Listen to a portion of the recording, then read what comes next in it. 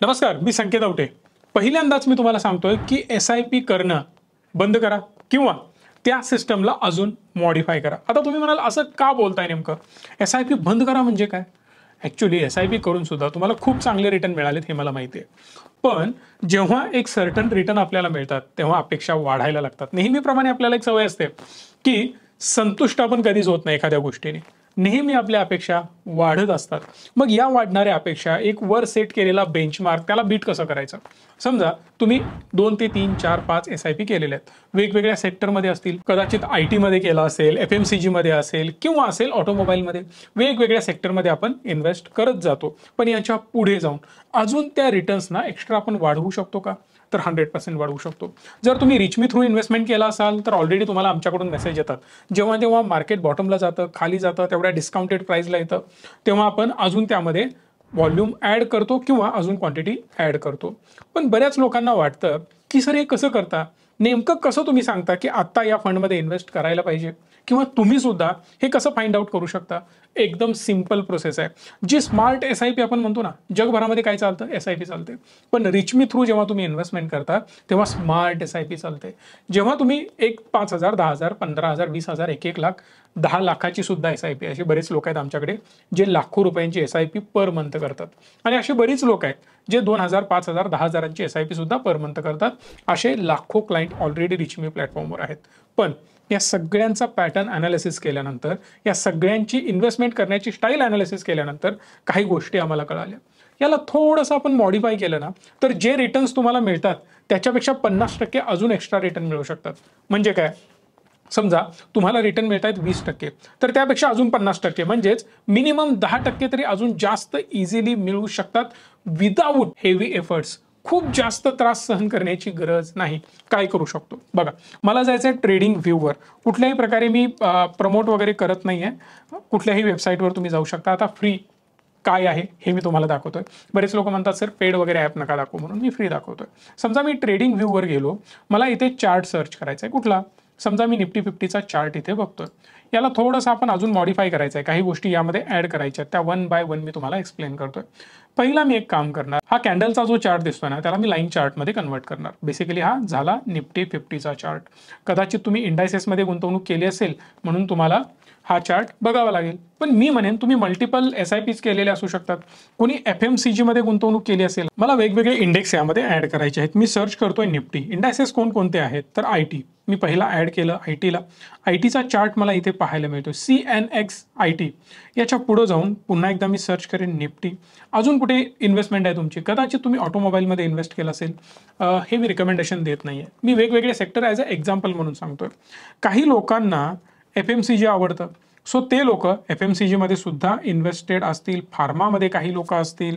काही लोक अजून वेगवेगळ्या इंडायसेसमध्ये इन्व्हेस्ट करू शकतात, जसं PSE, PSU, त्याचबरोबर मेडिया. इन्फ्रास्ट्रक्चर एक चांगला सुरू आहे. सो अशा वेगवेगळ्या सेक्टरची तुम्ही निवड केली. आता आपल्याकडे टोटल 2, 2, 4 आणि 5. आपण इमॅजिन करूया या 5 स्कीम तुमच्याकडे आहेत किंवा या 5 सेक्टर रिलेटेड स्कीम तुमच्याकडे आहेत. आता सपोज मी इन्व्हेस्टमेंट करतोय, SIP माझी सुरूच आहे. पण जर मी एक गोष्ट तुम्हाला विचारली, सर जर तुम्ही इन्व्हेस्ट करताय अशा प्रकारे हे मुवमेंट करतायत म्हणजे काय? मला हे समजतं नेमकं टॉप परफॉर्मर आता सध्या कोण आहे या पिरियडमध्ये. म्हणजेच इथून 2022च्या सुरुवातीपासून जर तुम्ही बघितलात तर सगळ्यात टॉप परफॉर्मर कुठला आहे? ऑटो सेक्टर आहे. यानंतर आहे इन्फ्रास्ट्रक्चर, त्यानंतर आहे फार्मा, त्यानंतर जातोय निफ्टी आणि त्यानंतर आहे IT. म्हणजे IT सगळ्यात जास्त लोएस्ट परफॉर्म करतोय. जर मला व्हॅल्यू इन्व्हेस्टिंग करायचं असेल, बॉटमला पैसा ॲड करायचा असेल, तर अशा कंपॅरिझन थ्रू मला एक चांगली आयडिया येते. सो बेसिकली मी लोकांना हे सजेस्ट करतो की जेव्हा तुम्ही SIP करता, मंथली पैसे जातच असतात, पण कधीही आपण SIP अशी अमाऊंट करत नाही जी अमाऊंट केल्यानंतर माझ्या खिशात काहीच वाचणार नाही. असं बिलकुल होत नाही.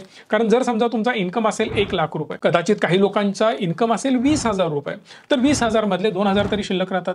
मग आपण काय करतो? 1,000ची SIP करतो. 1 लाख इन्कम असेल तर त्यातले 50,000 शिल्लक राहतात. पण आपण SIP 30-40 हजाराचीच करतो. बाकी थोडेसे पैसे एक्स्ट्रा जवळ शिल्लक ठेवतो. मग होतं असं 1 महिन्यानी, 2 महिन्यानी, 4 महिन्यानी काही अमाऊंट शिल्लक राहायला लागते.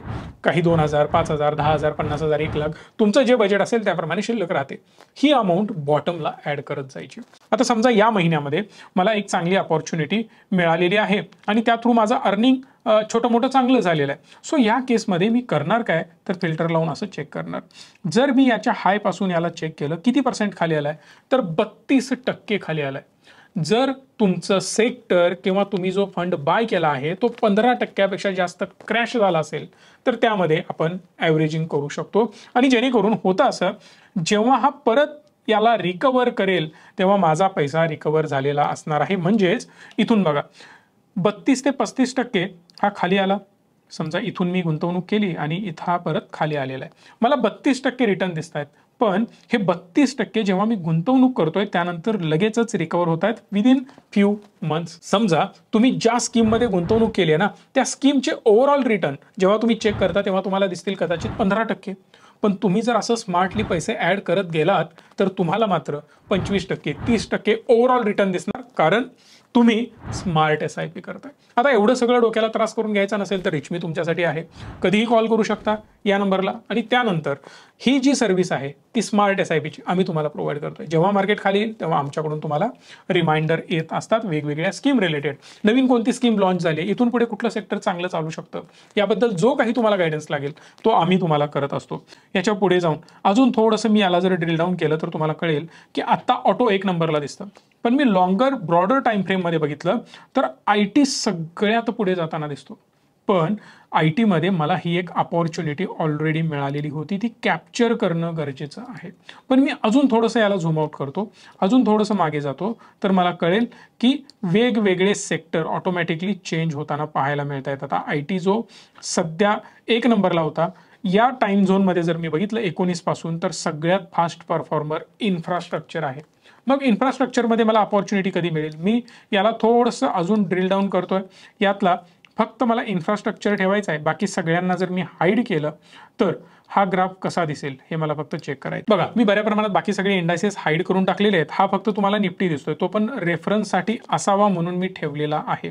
याच्या पुढे जाऊन जर मी याला चेक केलं तर मला कळेल की ही जी येलो लाईन आहे ना याला तुम्हाला रेफर करायचं आहे.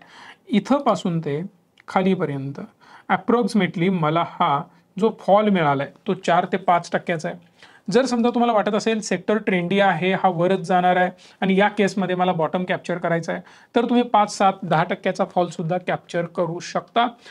मायनर जी रिटेसमेंट आहे ना त्यामधून सुद्धा एक 7-8% आपल्याला एक्स्ट्रा गेन करता येऊ शकतो. पण in terms of other index जर तुम्ही इथं बघितलात तर तुम्हाला कळेल की हा आहे निफ्टी ऑटो.